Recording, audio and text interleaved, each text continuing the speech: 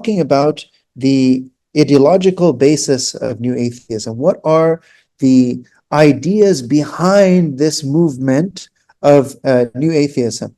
And if I were to summarize the entire presentation, I would say that this entire presentation is a tafsir of the verse in the Quran where Allah subhanahu wa ta'ala says in Surah Ibrahim, verse number 10, قَالَتْ رُسُلُهُمْ أَفِي اللَّهِ شَكٌّ فَاطِرِ السَّمَاوَاتِ وَالْأَرْضِ. When the messenger said to their people, is there any doubt concerning Allah subhanahu wa ta'ala, the creator of the heavens and the earth? Is there any doubt concerning Allah subhanahu wa ta'ala? You know, a lot of times when Muslims encounter atheists, Muslims get on the defensive.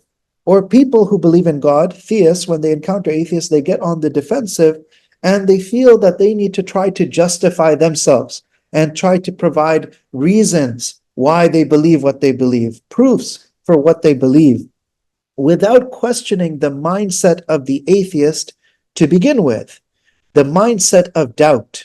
The whole concept of atheism is built on a methodology that is flawed. It is built on a mentality that is flawed. And that is the idea of radical skepticism, the idea that one should doubt and continue to doubt and will never be satisfied no matter how many proofs are given. So to give you an example, all of you are sitting in a classroom, and while you are listening to me, there are thousands of beliefs that you have in your mind which are necessary in order to understand what I'm saying. You know, you're sitting in this classroom and you believe you're not hallucinating right now. You believe that the table in front of you is real. It's not fake. You believe that the pen in your hand is not, for example, chocolate that has been decorated to look like a pen. You believe that the words that I'm saying are words that are in English. There are certain fundamental beliefs that you have in order to make sense of what is going on. Okay, if somebody starts to doubt those beliefs and starts to question them and challenge you for proofs about them, rather than trying to struggle to convince this person, you will first ask them and challenge their mentality. You will challenge the mentality behind the doubt.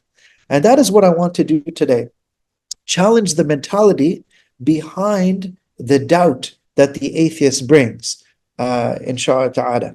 So first, let us say a little bit about the concept of New Atheism. So New Atheism, even though it's called New Atheism, in fact, atheism, as anyone knows who studies history, atheism is not new at all. Atheism is not a new phenomenon.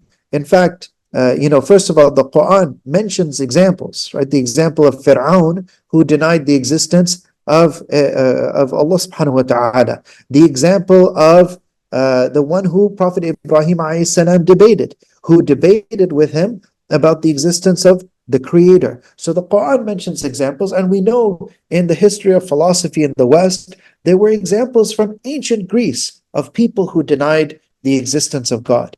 Right? Many ancient Greek philosophers, whether it was Democritus the materialist, or Strato, or Epicurus, different philosophers who denied the existence of a creator. So atheism itself is actually an ancient idea, and that's important to understand because a lot of times atheists present themselves as the result of intellectual progress and scientific progress. Look at how advanced we are. But in fact, it's an ancient idea that was refuted for centuries and centuries and centuries, and it's only a cultural change that has brought people back to it. Now, New Atheism, what was new about it was that this was a cultural movement that was focused on trying to convince everyone that they should abandon religion, they should abandon belief in God, and everyone in the world should become an atheist. And this was a movement that failed miserably. This entire movement that began in the early 2000s, it did not even last, more than a decade. So if you look at the Global Atheist Convention, in 2012, in Australia, they had the 4,000 attendees of their Global Atheist Convention. But in 2017, when they were trying to redo the global convention, they had to cancel the convention because of a lack of interest. people were not even registering to come out to this convention.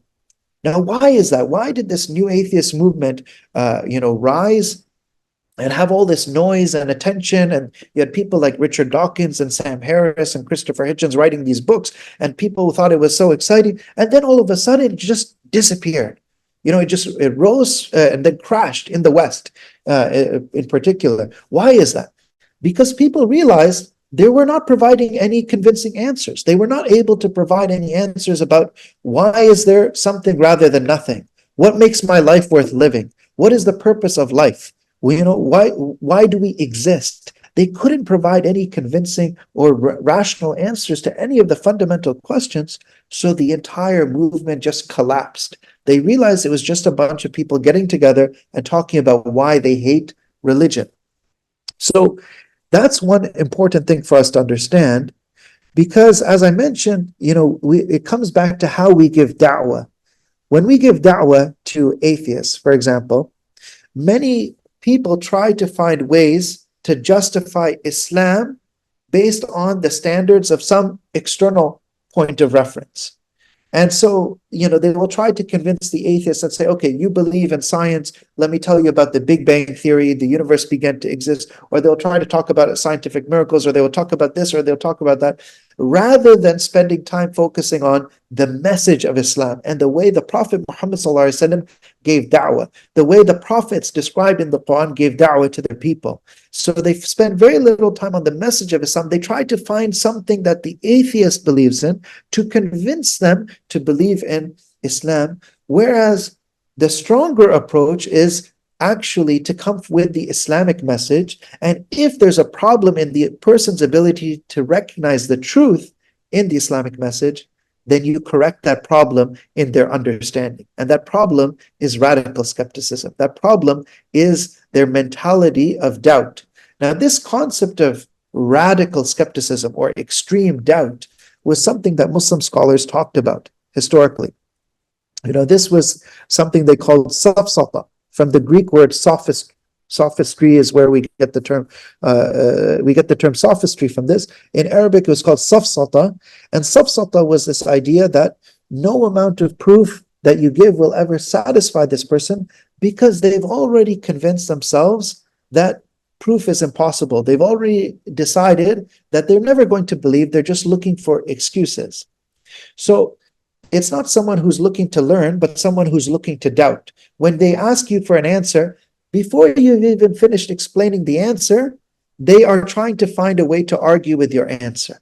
So the person first has to correct their attitude before they will be able to benefit from the knowledge. So no matter what answer you give, there will always be an excuse. There's an interesting debate that took place between one atheist and a person who believed in God. And the atheist said, prove to me God exists. And the person who was a believer, he said, he first, rather than going straight to the point that the atheist is asking, he first challenged their question. And he said, what would you accept as proof? You're asking me, prove to you God exists. First tell me, what do you consider to be proof? How can you ask for proof if you don't even have an idea about what is proof and what kind of proof you will accept? So the atheist was surprised. He was thinking about this question. He said, the only thing that will make me believe God exists is if God shows himself to me and he says to me, I am your God, you should believe in me. That's what he said. And so the man said to him, so you're telling me if that happened, would you then believe? Would you then become a believer? And he said, actually, after he thought about it, he said, actually, even if that happened, I would think that maybe I'm having a bad hangover. Maybe I drank too much alcohol. So even if he sees his demand, he's decided he still won't believe.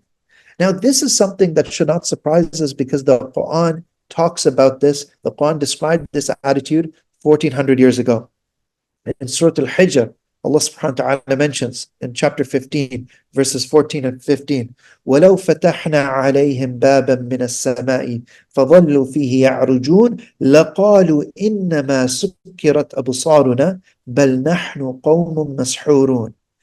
Allah subhanahu wa ta'ala says, even if we were to open to them a gate from the heaven, and they were to go up into the heavens, what would they say? They would say, we are hallucinating. We're not seeing properly. Somebody has cast a magical spell on us. We can't see what is going on. So even if they were to see everything, they would still deny. The Bani Israel said to Musa alayhi salam, لَن نُؤْمِنَ لَكَ حَتَّى نَرَى اللَّهَ جَهْرًا. We're not going to believe in you until we see Allah directly. Right? This kind of demands that people make. And there's many other examples throughout the Quran. So when people ask, does the Quran deal with atheism? The Quran deals with atheism at its root by addressing the problem of safsata, of radical skepticism, the problem of a mentality that is looking to find reasons to doubt rather than looking to understand and to grow in knowledge. So there are many types of radical skepticism. Atheism is just one type. Atheism is a God skeptic, somebody who applies radical skepticism to belief in God.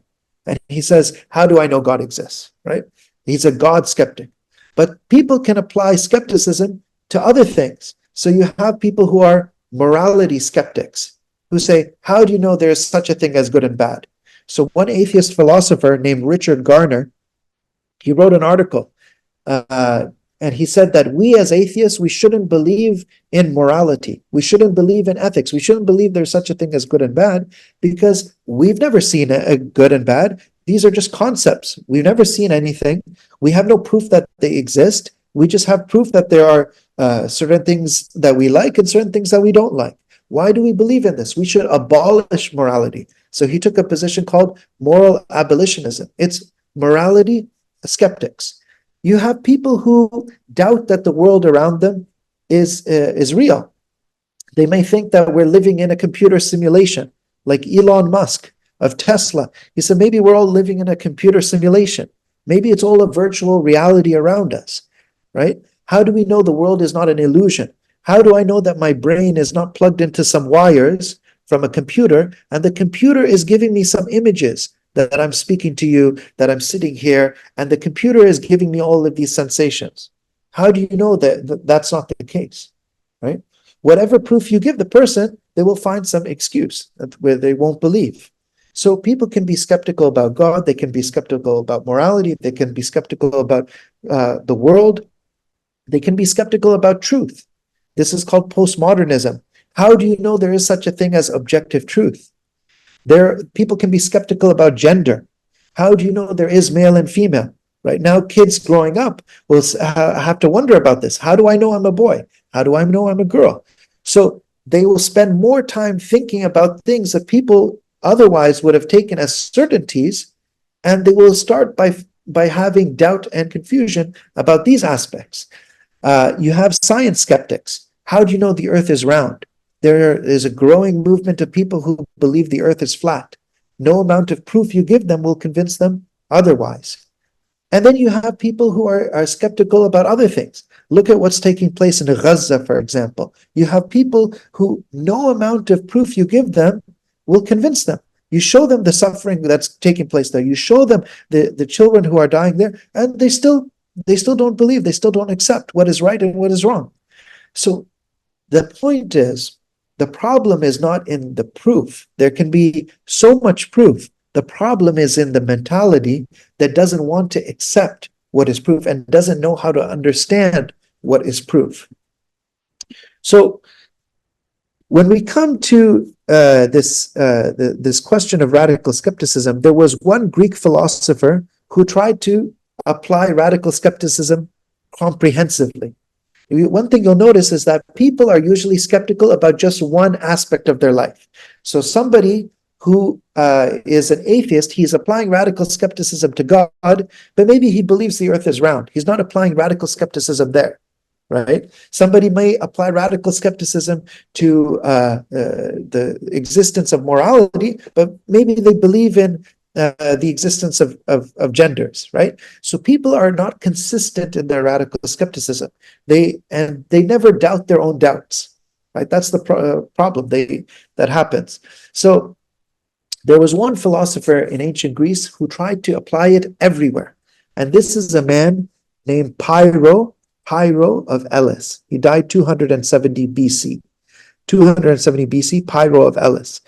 And Pyrrho is a philosopher who doubted everything. They say that he traveled with Alexander the Great to India, and after he traveled to India and he engaged in some debates there, then he got very confused. How do I know what I know is true? And so he started to doubt everything. So there are tales that he would, stories that he would be walking with his students, and he's about to walk off of a cliff, and the students have to grab him and pull him back. And he says, how do I know there's a cliff? How do I know that I'm not imagining it? He's walking into moving wagons or barking dogs, and he says, how do I know it's a dog? How do I know it's not a cat? So people have said if someone tries to live their life according to this type of skepticism, they will have to doubt everything. When you wake up in the morning, you will have to say, did I really just wake up? How do I know I'm not still asleep? How do I know I was ever asleep to begin with? How do I know that someone didn't erase my memories when I was asleep? How do I know who I am? How do I know that my real name is what I think it is? They will have to keep on doubting and questioning everything. So no one can live like that. In order to have beliefs, in order to even use our aql, in order to even use our intellect, we have to have certain fundamental beliefs. Now, in Western philosophy, it took until the modern era before somebody pointed this out. And the person who pointed this out was a man named Ludwig Wittgenstein, a German philosopher. He said in his book on certainty, if you tried to doubt everything, you would not be able to doubt anything. If you tried to doubt everything, you would not be able to doubt anything, because even the act of doubting presupposes certainty. And he explains that he makes an analogy.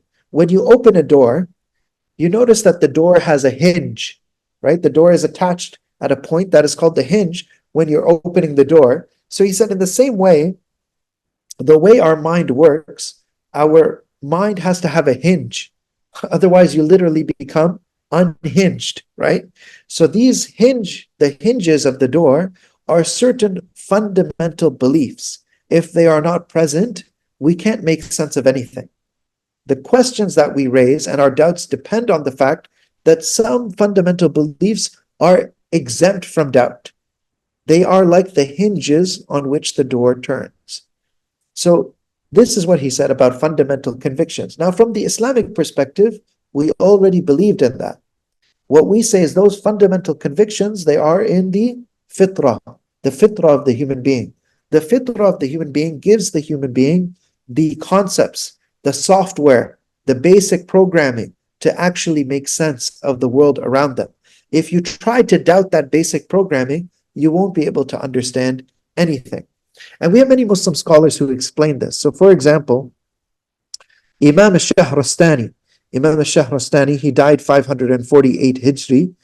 He was a Persian heresiologist, a scholar who compiled the views of every single group. And he talked about the ways that people prove the existence of God. But then he said an interesting comment. He said, I don't consider this issue, the issue of God's existence, to be from the nadariyat, the things that require proof. Because al-fitra as-salima al-insaniya, sound human nature, automatically recognizes that there has to be an all-wise creator, all-powerful creator to this universe. And he quotes the verse of the Quran, أَفِي اللَّهِ شَكٌّ فَاطِرِ السَّمَاوَاتِ وَالْأَرْضِ. And he further says, this is something the early scholars of Islam used to mention. عَرَفْتُ الْأَشْيَاء بِرَبِّي وَمَا عَرَفْتُ رَبِّي بِالْأَشْيَاءِ. I came to know of things through my Lord, and I didn't come to know of my Lord through other things. In other words, Allah subhanahu wa ta'ala is the one that we have the greatest yaqeen in. Normally, when you're making a proof, you take what the person has more certainty in, and you use what has greater certainty to prove what has less certainty. But we have the greatest certainty in Allah subhanahu wa ta'ala. Without that, we don't have certainty in anything. Without that, nothing else makes sense. So you're going backwards when you try to engage in this type of proof. Similarly, Al-Imam Ibn Ata'illah al-Iskandari, who died 709 Hijri, the famous master of Tasawwuf, he said, شَتَّانَ بَيْنَ مَنْ يَسْتَدِلُّ بِهِ وَمَنْ يَسْتَدِلُّ عَلَيْهِ. The 29th Hikam al-Ata'iyya, he said, what a big difference there is between the one who is using God as their proof versus the one who is trying to prove God. The one who is reasoning from God versus the one who is reasoning to God. And one of the things he mentions is, فَمَتَى غَابَ حَتَّى يُسْتَدَلَّ عَلَيْهِ. Like, when did God become absent that you have to try to find him? Nothing in reality makes sense without God in the picture. And this was something an Imam Ibn Taymiyyah also mentioned in his tafsir of Surah Al-Alaq. In his tafsir of Surah Al-Alaq in volume 16 of Majmu' al-Fatawa, he proved this concept and he refuted atheism through the very first verses that Allah subhanahu wa ta'ala revealed in the Quran in Surah Al-Alaq. And he refuted atheism using one letter in this verse. اقرأ باسم ربك الذي خلق. One letter, the letter Kaf. Why did Allah subhanahu wa ta'ala say, اقرأ باسم ربك, your Lord? Recite in the name of your Lord. Because the concept of God is already known to the human being, rooted in the fitrah.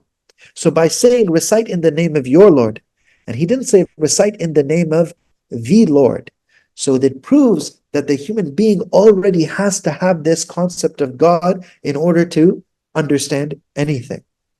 This is already in the fitrah of the human being. It's وَمَعْرِفَتُهُ فِطْرِيَّةٌ مَغْرُوزَةٌ فِي الْفِطْرَةِ ضَرُورِيَّةٌ بَدِيهِيَّةٌ أَوَّلِيَّةٌ. It's something that you have to start with. It's your starting point. So when we understand this, and one of the other interesting things that he mentions is he mentions the story of the conversation between Prophet Musa alayhi salam and Fir'aun. So when Fir'aun denied the existence of the Creator, and he challenged Musa alayhi salam, he said, وَمَا رَبُّ الْعَالَمِينَ. He said, what is the Lord of the universe? He asked this question intending to deny God's existence. So Musa alayhi salam said, رَبُّ السَّمَاوَاتِ وَالْأَرْضِ وَمَا بَيْنَهُمَا إِن كُنْتُم مُوقِنِينَ. The Lord of the heavens and the earth, if you have any certainty. Ibn Taymiyyah says, وَلَمْ يَقُلْ مُوقِنِينَ بِكَذَا وَكَذَا. He didn't say if you have certainty in this or that. بل أطلق. He kept it unqualified, general. إن كنتم موقنين. So whatever yaqeen you have in anything, فأول اليقين اليقين بهذا الرب. The first certainty is to have certainty in this Creator. If you believe in morality, if you believe in rationality, if you believe in causality, if you believe in the reliability of our senses, if you believe that there's a point behind our existence, all of these beliefs, in order for them to make sense, you have to believe there is a Creator. There's a Creator who created us and he gave us choices, and therefore there's a good and bad, right? There's a Creator who gave us the intellect and made a correspondence between our minds and the universe and the truths of the universe. Therefore, rationality makes sense. There's a Creator who put laws of nature in place. Therefore, there's a cause and effect.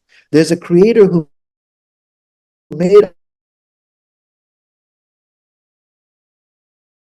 sense reliable. There's a Creator who made things for a reason, increases people's doubts and confusion. We should give da'wah in a way from a position of strength rather than being defensive, by focusing on the message of Islam and focusing on the fact that Tawheed is the only view that actually makes sense, where we understand Allah subhanahu wa ta'ala is the creator of everything, and He created us for a purpose to worship Him, to do righteous deeds, and we will return back to Him. And there is no other view that logically explains our purpose in life. So if we focus our da'wah in this way, it will be more effective, inshallah ta'ala. So I hope in this presentation I showed how we can unpack the logical error at the heart of new atheism, which is this problem of doubt, the problem of uncertainty. And we can show, using the Quranic approach and using the beauty of the Islamic message, we can actually have a superior da'wah, rather than playing in that same game of trying to answer every doubt with an argument, counter argument, and so on and so forth. So I pray that Allah subhanahu wa ta'ala makes this of benefit. وجزاكم الله خيرا. هذا وصلى الله وسلم وبارك على نبينا محمد وعلى آله وصحبه أجمعين. والسلام عليكم ورحمة الله وبركاته.